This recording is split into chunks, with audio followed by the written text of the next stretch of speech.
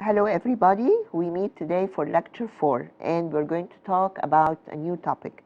We're going to talk about nouns. What about nouns? There are certain problems with nouns and you should always bear them in mind when you're looking at sentences or when you're doing your test. Let's look at lecture 4 then, problems with nouns. Let's read this. When dealing with nouns, there are a number of things you should be able to do. Number 1, use the correct singular or plural form. لازم أبقى قادرة أستعمل المفرد أو الجمع. Number 2, distinguish countable and uncountable nouns. يعني إيه countable and uncountable nouns؟ هنقولها بعدين. طيب. Number 3, recognize irregular, singular and plural nouns. English is full of irregularities. في حاجات irregular كتير في الإنجليزي زي الأفعال الشاذة، في كمان أسماء شاذة. And number 4, distinguish the noun that refers to the thing from the noun that refers to the person. مش أنا ممكن أقول I have the verb write، لكن writing دي الكتابة، writer ده الكاتب. طبعا أنا بقول لكم مثال which is a very simple example, but there are other things which may be a little bit confusing. عايزاكم تاخدوا بالكم هنا من حاجة. يعني الجملة دي بقول there are a number of things you should be able to do، وبعدين I have a colon، النقطتين اللي فوق بعض دول، وبعدين بقول number 1 use the correct singular or plural noun. هنا يعني زي ما انتوا يعني انتوا عارفين يعني we always start a sentence, we start a new sentence with a capital letter. وانا يمكن عملت ده بالقصد عشان اوريكم ان this is not a new sentence, this is just numbers but they are part of the same sentence. فعشان كده you do not have a capital letter، ما بقولش capital U وبعدين عندي كوما اهو وبقول to، برضو distinguish is not capital D because all this is one sentence. ادي comma comma and here I just end the sentence. alright. طيب يعني دي حاجة كده على الماشي. خدوا بالكم ان انتوا يعني you do not ever write a capital letter unless it is the beginning of a sentence. طيب هنا بقى يعني that's the first point من الأربعة اللي قلنا عليهم. use the correct singular or plural noun. You should know when a plural noun or a singular noun should be used. يعني لما أقول there were many books on the shelf.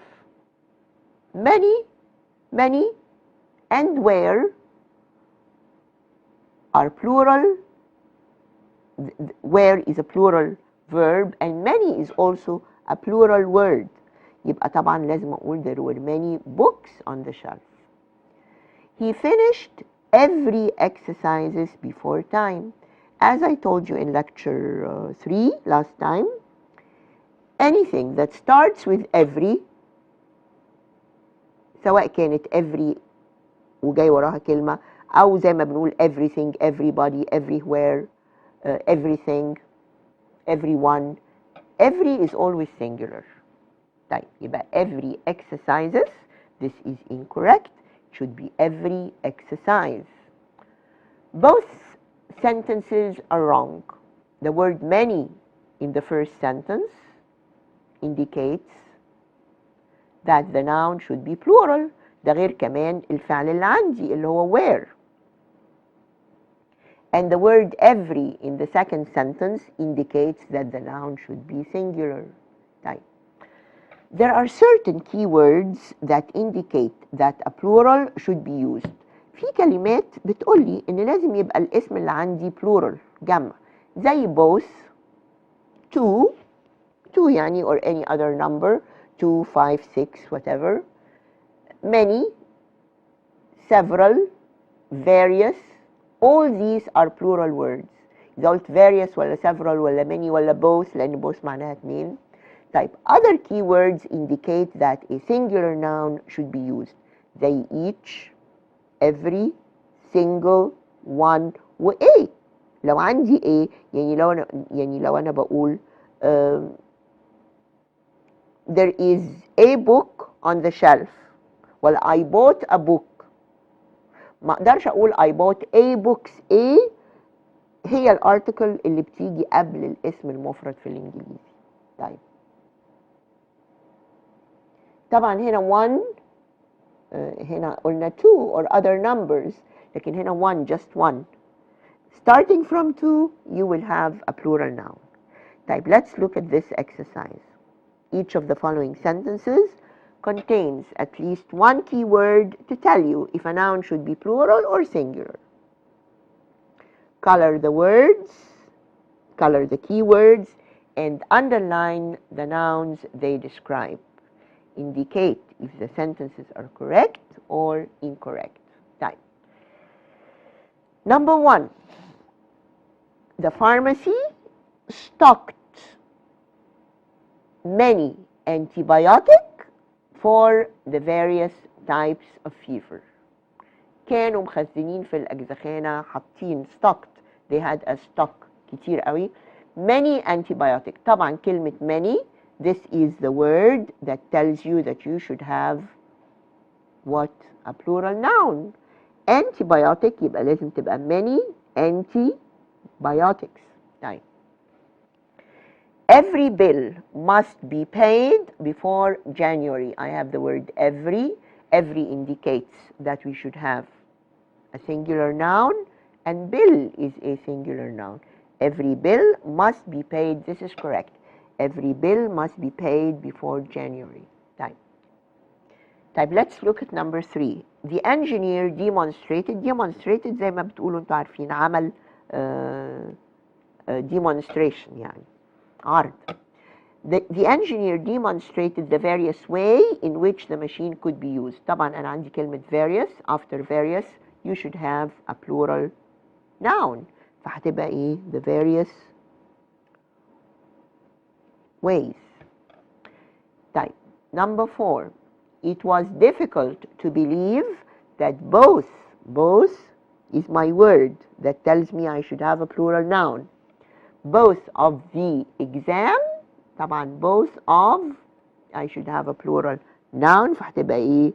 both of the exams were scheduled on the same day. يعني اتعملوا الجدول بتاعهم كانوا في نفس اليوم. طيب people become more anxious for real change with each passing days. طيب each is a singular word. Passing days is plural. فلازم تبقى ايه؟ with each passing day. A trip to Siwa would make a nice vacation 1 days. 1 days لا. 1 is only one. Singular. 1 day. The doctor was alarmed in Zag that not a single patient showed signs of recovery. Not a single. عندي A وعندي single. يبقى this is the mark for a singular noun which is patient.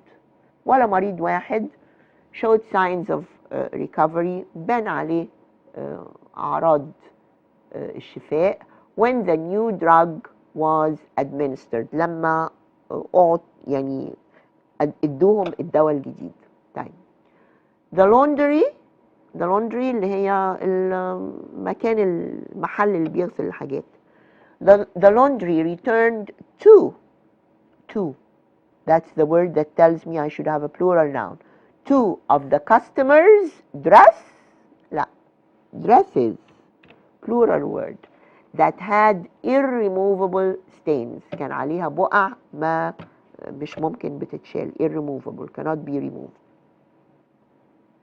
When the first proposal was rejected, the team immediately worked on a different, a singular, different يبقى ايه not ones, one on a different one. Number 10, each is the singular word here. Each packets لا, each packet of cigarettes contains a dozen boxes. A dozen boxes. طيب عندي A برضو is a singular word وراها كلمة dozen. A dozen هنا يعني dozen I have a dozen دستة يعني or dozens. dozens. الكلمة اللي بعد dozen هي اللي بتيجي جمع لأن طبعا dozen يعني 12 واحدة. طيب علشان نقدر نراجع بعدين let's look at the key. This is a rather longer lecture. معلش. Answer key. طيب. The pharmacy stocked many antibiotics. Every bill must be paid before January. This is correct. The engineer demonstrated the various ways. It was difficult to believe that both of the exams were scheduled on the same day. People became more anxious for real change with each passing day. A trip to Siwa would make a nice vacation one day, not one day. The doctor was alarmed that not a single patient showed signs of recovery when the new drug was administered. The laundry returned two of the customers' dresses that had irremovable stains. When the first proposal was rejected, the team immediately and لما اترفض العرض الأولاني, the team immediately worked on a different one. Each packet of cigarettes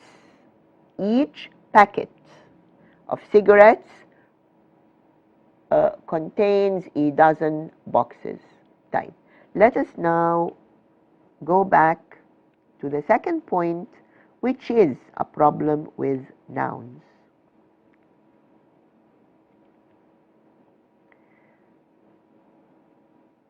طيب.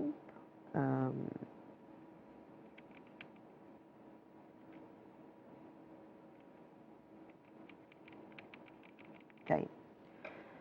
Countable and uncountable nouns. يعني ايه بقى countable and uncountable nouns؟ انتوا عارفين ان to count يعني يعد. Countable that's an adjective معناها يتعد. Uncountable that's the opposite مش ممكن تتعد. طيب احنا عندنا اسماء بتتعد واسماء ما بتتعدش. يعني ايه؟ لو بقول مثلا if I'm talking about students, my students, I have 200 students. طيب بقدر أعدهم 1 student, 10 students, 100 students. لكن لما أقول مثلا كلمة زي work, I cannot say that I have many works to do. أقول I have a lot of work to do. كلمة زي كلمة work cannot be counted. كلمة زي كلمة مثلا sugar cannot be counted. Butter, gas, water. Alright? These are words which are uncountable nouns. طيب. In English, nouns are classified as countable or uncountable. It's important to know what nouns are countable and what nouns are uncountable to use the correct modifiers with them. يعني ايه modifiers بقى؟ ما هو أنا ممكن أقول مثلا a lot of دي ممكن أستعملها مع count nouns و non-count nouns. لكن لو عايزة أقول مثلا many students with a countable noun هقول many. لكن لو عايزة أقول work مش هقول many work هقول much work. يبقى لازم أبقى عارفة الاسم اللي عندي ده whether it's a countable noun or a non-countable noun to know which modifiers to use. Modifiers يعني adjectives. طيب, countable nouns are nouns that come in quantities of 1, 2, or 3, etc. Nouns like student, book, day, etc. are countable because we can have one or several. Uncountable nouns, on the contrary, على العكس, cannot be counted, ما نقدرش نعدهم, because they come in an unspecific quantity or mass, لأن دول بيبقوا موجودين in an unspecific quantity بكمية غير محددة or mass أو كتلة غير محددة. Water, oil, shampoo, rice, or abstract ideas like happiness, الأفكار المجردة زي happiness, friendship, or hope are uncountable nouns. دي ما بتتعدش. ليه؟ Because you cannot count them in numbers ولا ممكن أحط لهم S. You should recognize modifiers that come with countable and non-countable. ممكن نقول non-countable, ممكن نقول uncountable nouns. The following chart, الجدول اللي جاي, will tell you what keywords, الكلمات الأساسية, what keywords indicate اللي بتشير للcountable والuncountable nouns. طيب بصوا بقى. Keywords for countable and uncountable nouns. طيب countable nouns take many, لكن uncountable nouns take much. Countable nouns take a number, لكن uncountable nouns take an amount. ممكن مع countable nouns بقول few, لكن مع uncountable بقول little. أقول few students لكن little work. أقول fewer students and less work. alright? طيب, كلمة بقى زي مثلا a lot of, دي بتيجي مع both countable and uncountable. طيب, let's look at exercise 40. Each of the following words contains at least one keyword to tell you if a noun should be countable or uncountable. Color the keywords, هنلاقيها بقى متلونة في answer key. Color the keywords and underline the nouns they modify. Indicate if the sentences are correct or incorrect. Type. Let's look at number 1. He grew up to be such a cruel person because he received little attention when he was a child. طيب, الكلمة اللي عندي اللي بتقولي إن أنا I have an uncountable noun اللي هي كلمة little. alright? Attention is a word which is uncountable. ما بنقولش attentions. يعني معنى الجملة إنه هو كبر إنه يبقى إنسان قاسي لأنه لم يتلقى إلا اهتمام قليل قوي when he was a child. طيب, يبقى this is correct. بقول little attention. Little is used with uncountable nouns. لكن with countable nouns you can use a number. طيب, the police had few chances to catch the thief who had committed a large amount of crimes. طيب, few chances, few جاية قبل chances, few, which is used with countable nouns, وعندي countable noun chances. لكن عندي كمان ايه؟ a large amount of crimes. بصوا, لما يكون عندي اسم بيتعد I use the word many. اسم ما بيتعدش I use the word amount. يبقى دي مفروض تبقى ايه؟ a large number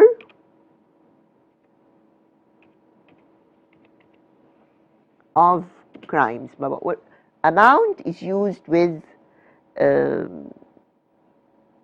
non-countable nouns.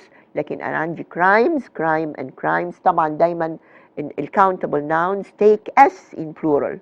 ما بقولش a large amount of crimes لكن أقول a large number لأني بعدهم 1 2 3 100. طيب she will have fewer problems. fewer problems. problems بتتعد يبقى عندي fewer with her children if they are more independent. fewer for countables and I have problems. It's a countable word. طيب after the votes were counted many candidates were out of the race. بعد ما عدوا الأصوات مرشحين كتير خرجوا من السباق. سباق ايه بقى؟ الرئاسة ولا حاجة كده. طيب many candidates. طيب أنا عندي the word many which means that I should have a plural noun وعندي the word candidates. alright. طيب because the briefcase اللي هي شنطة الأوراق because the briefcase was partly open much papers fell out. papers is a plural word that takes an S. 1 paper, 2 papers, 3 papers. طيب بقول عليها ايه بقى؟ much ولا بقول عليها many؟ many papers fell out. Since new employees were hired من أول ما جابوا موظفين جديد عينوا موظفين جداد هنا أنا عندي new employees. This is a plural word لكن ما فيش قدامها كلمة تقول إن this is a plural word. لكن أنا هنا على الأقل عندي employees which is a plural subject and I have a plural verb. The company has had less trouble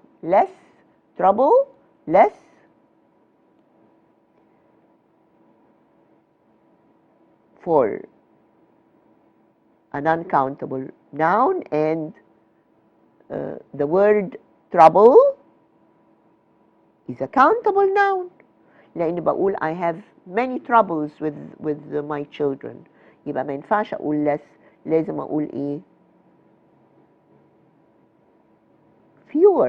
fewer trouble with the huge number of work. طيب أقول the huge أنا عندي كلمة تانية أهو the huge number of work. ما أقدرش أقول number of work because work is an uncountable noun. ما بقولش works. يبقى I should not use the word number but I should use the word amount. A huge amount of work. طيب there are much new items. much items. items is a plural countable noun. يبقى أقول much ولا أقول إيه؟ أقول many.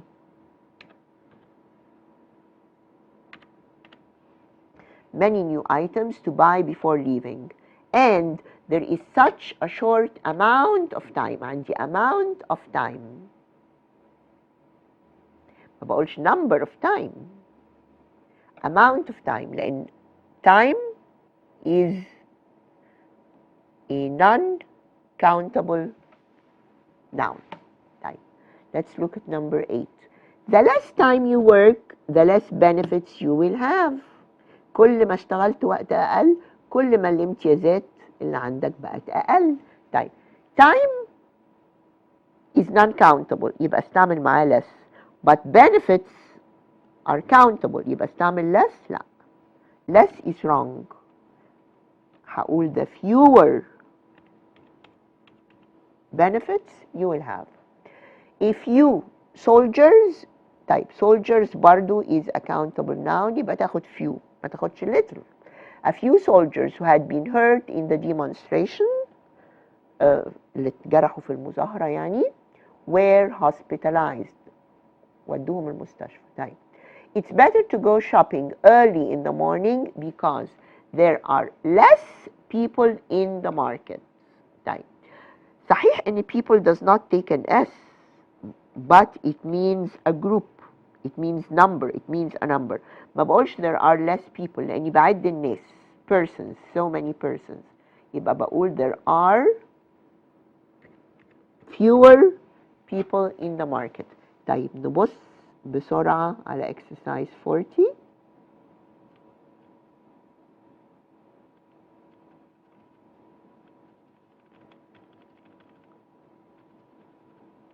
I have to show you this علشان يبان في الCD.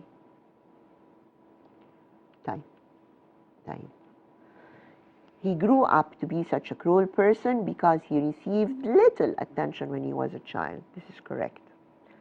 The police had few chances to catch the thief who had committed a large amount of crimes. دي طبعا incorrect, a large number of crimes.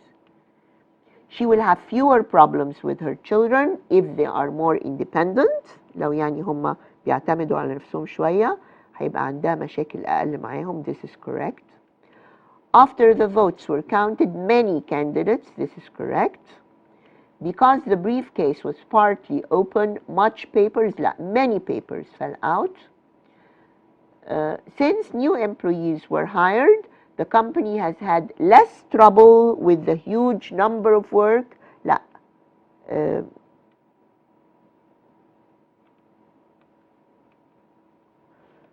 With the huge amount of work. ممكن أقول لا، على فكرة less trouble is correct. It doesn't have to be many troubles. أحيانا بتبقى يعني عادة نقول many problems but less trouble.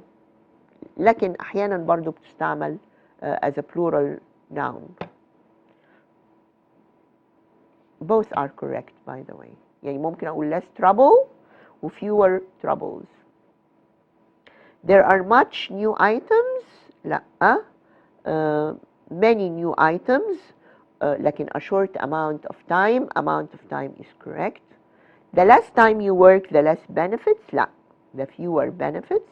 A few soldiers, this is correct, who had been hurt in the demonstration were hospitalized. It's better to go shopping early in the morning because there are less people. لا. Because there are fewer people.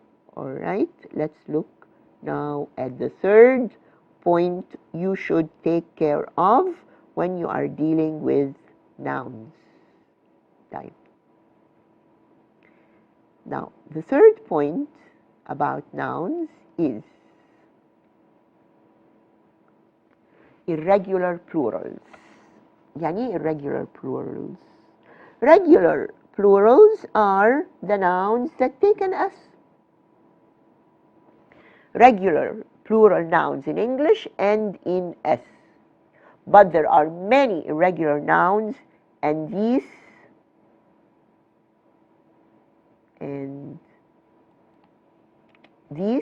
may cause confusion because they do not have S, and the plural noun may look like a singular noun. يعني أولا ما فيهمش S، غير كمان إن البلورال looks like a singular noun. The following chart lists some irregular plurals. Those are some irregular plurals. Type. Sometimes the plural is indicated with a vowel change. يعني إيه؟ A vowel change يعني تغيير في الحركة، يعني في الحرف المتحرك. يعني بقول man men، foot feet، goose with the يعني geese. ممكن بقول woman women، tooth teeth، mouse mice. طيب. Sometimes you form the plural by adding en. يعني بقول child children، ox يعني Thor oxen. And sometimes, and this is really irregular, the plural is the same as the singular. يعني بقول deer غزالة ودير برضو غزلان. بقول salmon سمك السلمون الواحدة and salmon plural. بقول trout and trout ده نوع من السمك اللي هو اللي بيقولوا عليه ايه الهامور او الوقار. طيب كلمة fish is singular but fish is also plural. يعني ما اقول مثلا I cooked 10 fish for dinner. يعني I cooked 10 fish for dinner. ما بقولش I cooked 10 fishes for dinner. بقول sheep يعني خروف، وشيب يعني برضو خرفان، غنم. طيب now other nouns which have the singular in is have the plural in es. كلمة زي analysis تحليل، analyses الجمع بتاعها، access and axes، crisis يعني أزمة، crises، diagnosis diagnoses، hypothesis hypotheses، parentheses parentheses، و synthesis syntheses، و thesis theses. إذا أي كلمة بلاقي الاسم is يبقى ده singular، البلورال بيبقى es. طيب في كلمات بقى that have their plural ending in a. انتوا عارفين كلمة bacteria. طيب bacteria which we all use, this is a plural noun.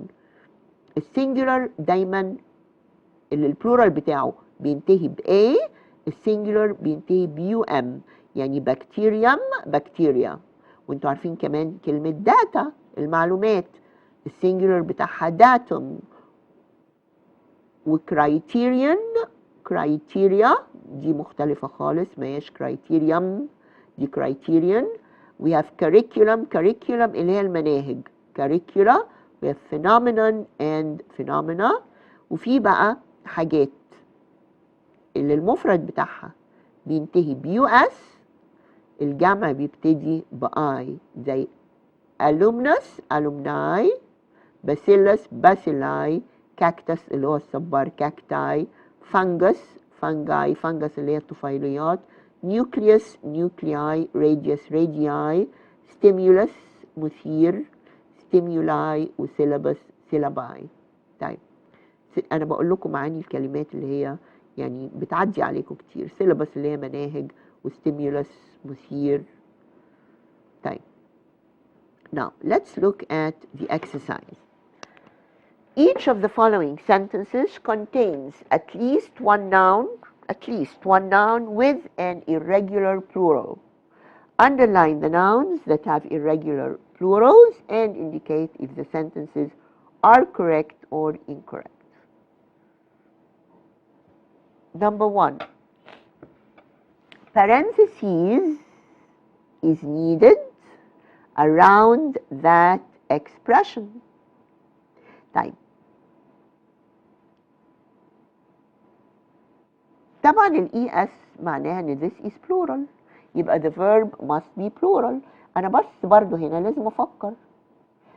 parentheses، افرضوا ان انا حتى مش عارفه كلمه parentheses اللي هي اقواس يعني.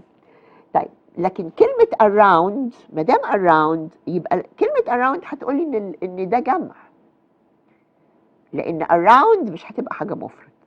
around يعني حاجه هحطها حوالين تعبير معين، يعني لازم هيبقوا حاجتين، لازم هيبقى جمع. يبقى parentheses ايه بقى؟ is needed are needed. You should eat fish 3 times a week because fish are good for people with heart trouble.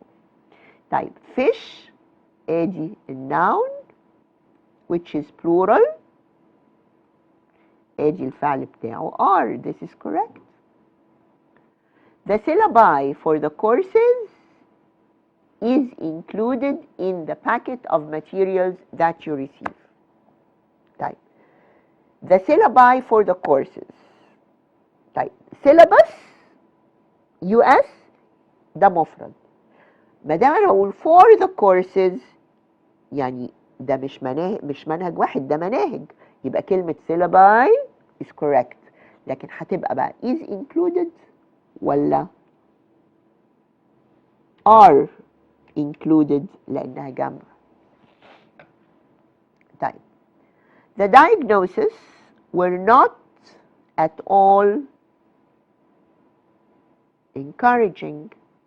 diagnosis اللي هو التشخيص، diagnoses التشخيص. طيب هنا يعني احنا بنتكلم الجملة معناها ايه؟ احنا بنتكلم على تشخيص واحد ولا عدة تشخيص؟ هي طبعا تشخيص واحد. يبقى the diagnosis were not ولا was not. The diagnosis was not at all encouraging. ما كانش مشجع، يعني التشخيص ما كانش كويس. The crisis الأزمة ما دام آخرها IS أهو تبقى مفرد.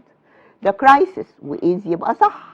The crisis is not going to be resolved until demands are met. طيب all of the alumni. alumnus اللي هم الخريجين. alumnus خريج. انتوا عارفين اليو اس مفرد يبقى الاي جمع. all of the alumni are يبقى are صح لانه جمع are attending the graduation party. Number 7 a flock of sheep crossing the street were طبعا were لان sheep هي جمع وافلاك حتى معناها ان اللي جاي وراها جمع. قطيع من الاغنام. crossing the street were run down by a speeding bus. داس عليهم اتوبيس مسرع. طيب milk teeth. milk teeth اللي هي الاسنان اللبنيه. is teeth is plural يبقى milk teeth are usually fully grown by the age of 2.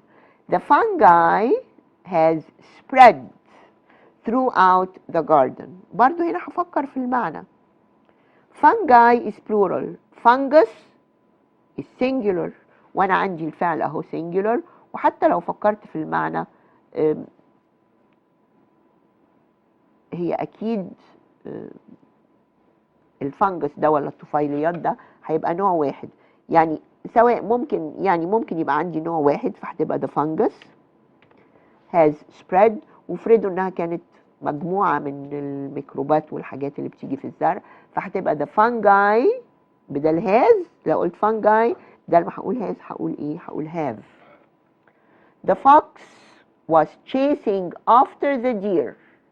الثعلب كان بيجري ورا الغزلان which were racing for their lives. طيب الجملة دي بقى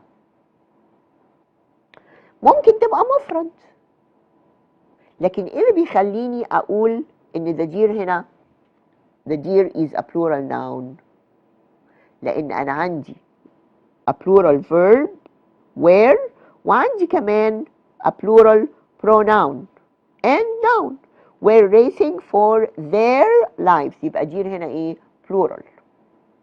لو كانت مفرد كنت هقول ايه؟ the fox was chasing after the deer which was racing for its life. اوكي طيب يلا نشوف ال answer key for this exercise.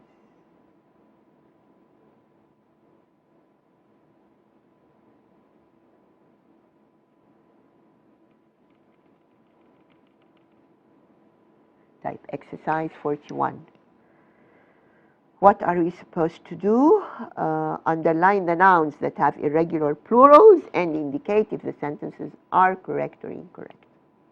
Type parentheses is needed. قلنا طبعا إنها are needed. You should eat fish 3 times a week because fish are good for people with heart disease. Yes, this is correct. Fish are plural. The syllabi for the courses is included. لا طبعا are included.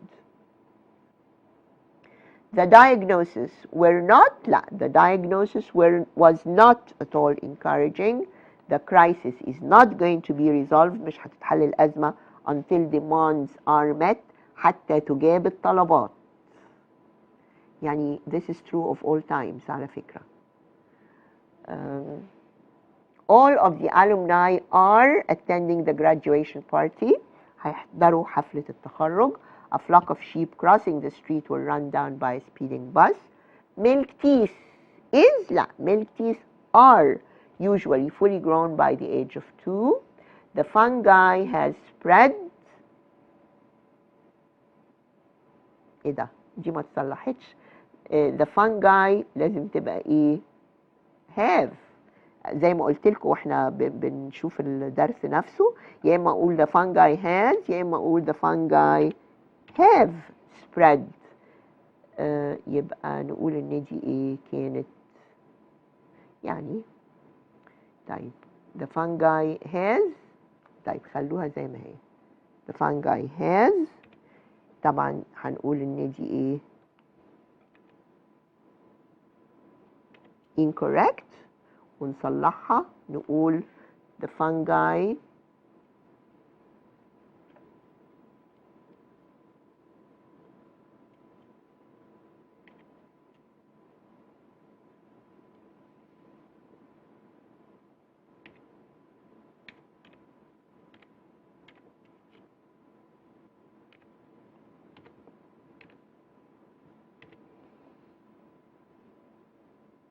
alright. طيب number 10.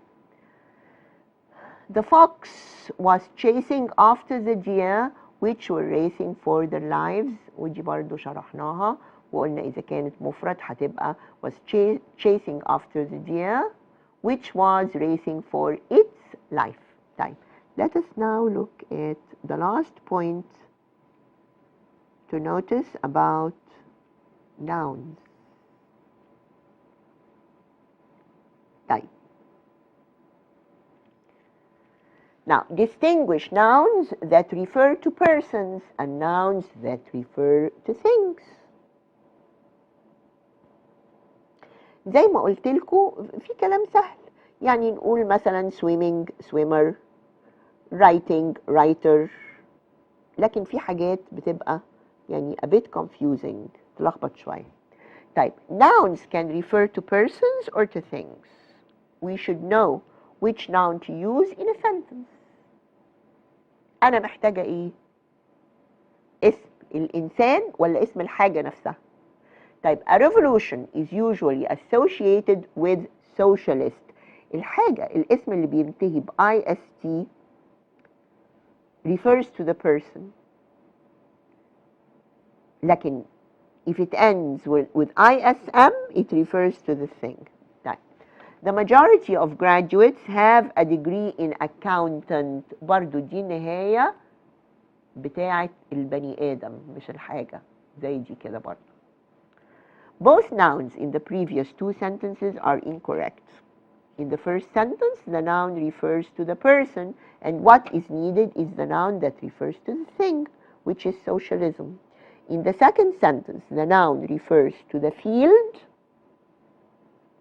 in which an accountant works, which is accounting. تعالوا نبص عليهم بقى تاني على الجمل. A revolution is usually associated with socialist. لا، والsocialism الاشتراكية. The majority of graduates have a degree، عندهم درجة، واخدين درجة، حاصلين على درجة in accountant. The accountant is the person. In accountant أنا I need the field itself اللي هو المحاسبة اللي accounting. alright. طيب تعالوا بقى نشوف الاكسرسايز دي. ده معناه ايه؟ يعني ده معناه ان لازم ابقى عارفة معاني الكلمات. I should differentiate between nouns. I should distinguish nouns that refer to persons and nouns that refer to things. Time. Some of the following sentences contain nouns that are incorrectly used. مستعملين غلط. Underline the incorrectly used nouns and indicate if the sentences are correct or incorrect. Time. Of all the subjects I studied, I liked poets the most. طيب poets يعني شعراء right؟ لكن I liked أنا بتكلم على subjects. Of all the subjects I studied يبقى poets are the persons but the subject is poetry. يبقى هكتب ايه؟ poetry. طيب the cook in that restaurant is really a master chef. Cook is the person and that's what I need. Cooking is something else. طيب the sculpture النحت has been working on the statue for 2 years. النحت بقاله سنتين بيشتغل على التمثال ولا النحات؟ يبقى sculpture is the name of the thing. I need the name of the person.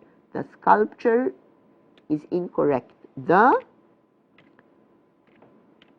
sculptor. All right? Type. Number 4. He is an authorization. Authorization TION دي دايما بتبقى نهاية الحاجة مش البني آدم. He is an authorization on legal matters, but when you are referring to the person, use the word authority. He is an authority on legal matters. حجة يعني في الشؤون القانونية. The economists' liberal views. طيب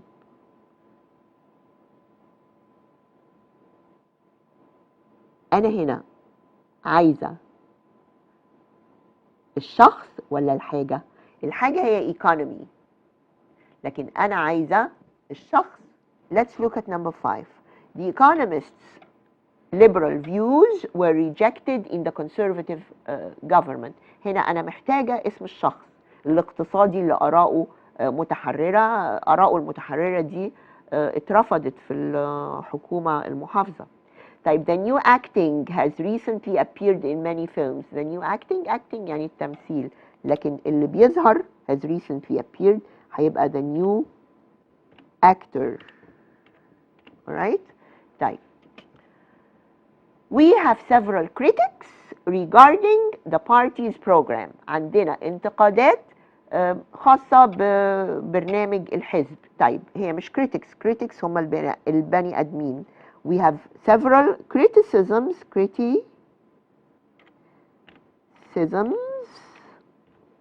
regarding the party's program.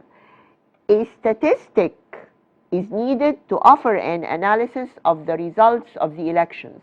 A statistic أنا عايزة واحد بتاع إحصاء، يبقى a statistician is needed. Number 9, the gardener worked hard to save as many plants as possible after the week's heavy rain. طبعا أنا I need the gardener الجنايني. This is correct.